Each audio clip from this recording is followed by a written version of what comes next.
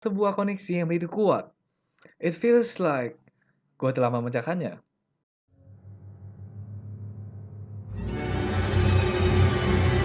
Baik, kita akan mulai dengan sebuah kasus yang penuh dengan keanehan dan misteri. Seorang anak dari sebuah kotak, atau yang sering dikenal dengan kasus Boy in the Box. Can't wait too long. Here we go. Pada 25 Februari 1957, ditemukan seorang anak kecil di dalam sebuah kotak dengan keadaan telah meninggal dunia di Fox Chase, Philadelphia, Amerika Serikat. Anak ini lebih dikenal sebagai unknown child yang berarti anak yang tidak diketahui identitasnya. Anak ini diperkirakan telah berusia 4 hingga 6 tahun dengan berat badan hanya mencapai 14 kg, tinggi 99 cm, dalam keadaan telanjang dibungkus oleh selimut panjang. Rambutnya baru dipotong serta tubuhnya masih segar baru dimandikan. Terdapat tanda-tanda kurang gizi dan jari-jarinya berkerut. Ada beberapa luka kecil pada bagian dagu, selangkangan, dan pergelangan kaki. Terdapat juga beberapa luka yang diperkirakan merupakan hasil prosedur bedah di bagian dada dan paha belakang. Trauma di kepalanya ditunjuk sebagai penyebab kematian anak tersebut. Gila, ini emaknya emang edan banget sih. Masa umur 4 tahun beratnya cuma 14 kilogram? Dia anak nggak dikasih makan apa? Terus matinya ditaruh dalam box lagi. Kocak abis. Kita lanjut. Jasad anak di dalam kotak pertama kali ditemukan oleh seorang pria muda yang sedang berjalan ke arah hutan tanpa tujuan dan menemukan anak di dalam kotak. Ia menunggu hingga 1 hari untuk melaporkan kejadian itu kepada polisi melalui telepon. Setelah ia melaporkan kejadian tersebut, muncul satu orang tak dikenal berusia parubaya yang mengaku sebelumnya telah menemukan anak di dalam kotak itu, namun tidak berani untuk melaporkan dengan alasan tidak ingin terlibat dengan kasus tersebut. Dia nggak laporin terlebih dahulu. Gua kesel sih waktu pertama kali dengerinnya. Tapi masuk akal. Ini orang udah tua dan nggak mau ada masalah. I mean, kalau dia ngelaporin terlebih dahulu ke polisi, pasti dia akan pertama kali menjadi tersangka pertama. Musim dingin pergantian tahun serta laporan yang terlambat membuat para polisi merasa kewalahan untuk memperkirakan waktu kematian anak di dalam kotak. Mereka pun mencoba segala cara untuk mengidentifikasi anak tersebut dengan mengundang beberapa pengunjung untuk mencoba mengenali anak di dalam kotak. Media Philadelphia pun ikut serta dengan mencetak 400.000 lembar poster gambar anak tersebut dan dibagikan ke kantor polisi dan pom bensin di seluruh penjuru Philadelphia, Amerika Serikat. Dan bahkan Asosiasi Kesehatan Amerika Serikat dikirimkan oleh pihak polisi deskripsi anak tersebut, namun semua usaha ini tidak membuahkan hasil. Polisi pun mencoba mencocokkan telapak kaki dan sidik jari Boy in the Box di rumah sakit area tersebut, namun tidak ada catatan yang membuktikan bahwa anak ini pernah ada dan hidup di Amerika Serikat. 400.000 lembar poster. Dan tidak ada satupun orang yang mengklaim bahwa itu adalah anaknya, sepupunya. But wait, bagaimana mereka mendistribusikan anak tersebut? Oh, ada seorang anak di dalam sebuah kotak. I mean, hampir semua anak yang berusia 4 tahun memiliki wajah yang hampir sama. Terlebih dengan muka yang penuh lebam, itu sangat tidak mungkin untuk dikenali. Dikarenakan tidak mendapat apa-apa, mari kita beralih ke petunjuk. Petunjuk pertama yang sangat menjanjikan yaitu kotak itu sendiri. Terdapat nomor serial di kotak yang digunakan oleh para penyelidik untuk melacak kembali asal kotak ini dan akhirnya mengarah ke toko JC Penney 24 km dari tempat ditemukan kotak tersebut. Kotak ini sebelumnya digunakan untuk membungkus tempat tidur bayi dan telah terjual sebanyak 12 kotak kepada 12 orang yang dibayar secara cash, sehingga tidak meninggalkan catatan di toko tersebut. Setelah mendengar kabar ini, 8 dari 12 pembeli itu melaporkan kepada polisi mengenai kotak yang telah mereka beli. Beberapa telah membuang kotak tersebut dan masih ada yang menyimpan kotak itu. Jelas kasus ini semua berawal dari kotak, oleh kotak dan untuk kotak anak tersebut. I mean, kenapa masih ada sisa 4 orang yang belum menghubungi polisi? Anak yang sungguh malang. Apakah keempat orang tersebut tidak peduli sedikit pun? Atau salah satu dari mereka merupakan seorang pelaku tersebut? Or even, mereka berempat bersekongkol melakukan hal tersebut?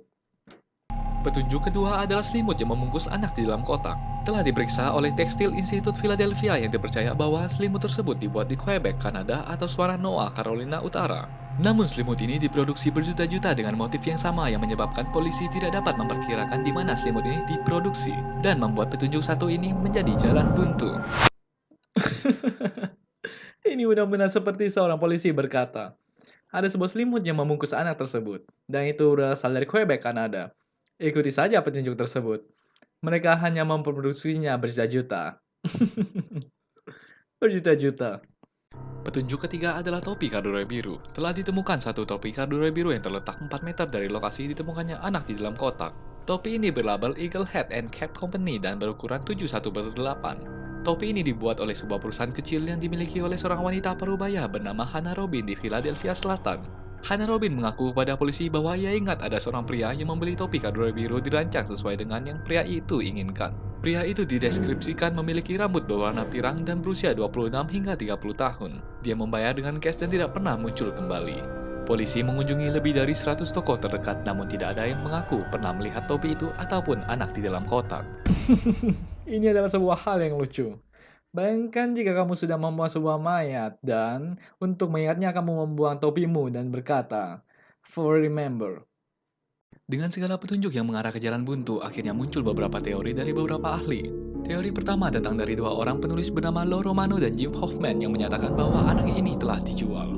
Mereka mendapatkan petunjuk dari seorang pria yang berasal dari Philadelphia.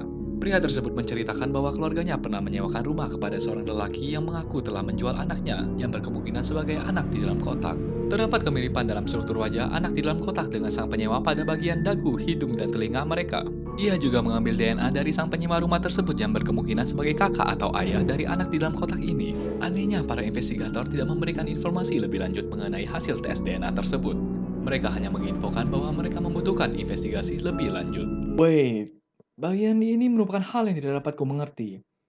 Jika Anda ada sebuah kemungkinan untuk mengidentifikasi anak tersebut, even kemungkinan tersebut hanya sebuah hal yang kecil, kenapa tidak langsung dilakukan hal tersebut? Anak ini sudah terbengkalai terlalu lama. Semahal itukah tes DNA tersebut? Seakan-akan kasus ini telah ditutup-tutupi. Ataukah mereka disekongkol? Teori kedua datang dari seorang pria bernama Remington Bristow. Pada tahun 1960, Remington Bristow mencoba memecahkan kasus Boy in the Box. Ia menghubungi seorang paranormal yang berada di New Jersey yang mengarahkan Bristow ke sebuah panti asuhan yang tak jauh dari lokasi ditemukan anak di dalam kotak. Bristow telah mewawancarai keluarga panti asuhan itu dan tanpa sengaja pada tahun 1961 menghadiri acara lelang tanah panti asuhan yang digelar oleh keluarga panti asuh tersebut. Ia menemukan keranjang yang mirip dijual di toko JCPenney dan ia juga menemukan selimut dengan motif yang sama persis membungkus tubuh anak di dalam kotak. Dari hasil investigasinya, Bristow menyimpulkan satu teori yaitu anak di dalam kotak tersebut adalah anak dari sang pengelola panti asuhan yang melakukan hubungan terlarang dengan anak tirinya. Namun karena tidak ingin rahasia mereka terbongkar, ia pun membuang anak di dalam kotak. Paranormal. Unbelievable. Bagaimana seseorang dapat percaya apa yang dikatakan oleh seorang paranormal secara mentah-mentah? Ini benar-benar seperti, "Halo, Mbak, ini ada kasus seorang anak telah meninggal dunia. Mohon petunjuknya." Dan orang pintar tersebut langsung berkata, "Panti asuhan." Dan kemudiannya sampai kematianmu. Pada tahun 1993, Bristow pun meninggal dunia dan kasus tersebut diambil alih oleh seorang detektif bernama Tom Augustine. Pada 23 Februari 1998, Tom Augustine mengunjungi lelaki yang mengelola rumah panti asuh tersebut bernama Arthur Nicoletti. Istri Nicoletti, Anna Mary yang dipercaya Bristow dalam teorinya sebagai ibu dari Boy in the Box. Sebagai tambahan, Anna Mary merupakan anak tiri dari Arthur Nicoletti yang mengelola panti asuh tersebut. Anna Mary berkata kepada detektif Tom Augustine bahwa ia pernah memiliki seorang anak yang telah meninggal dunia. Kematian anaknya disebabkan sengatan listrik pada saat sedang bermain mesin kuda-kuda di luar sebuah supermarket dan sekali lagi mengarah ke jalan buntu. Wait, gua benar-benar pusing sekarang.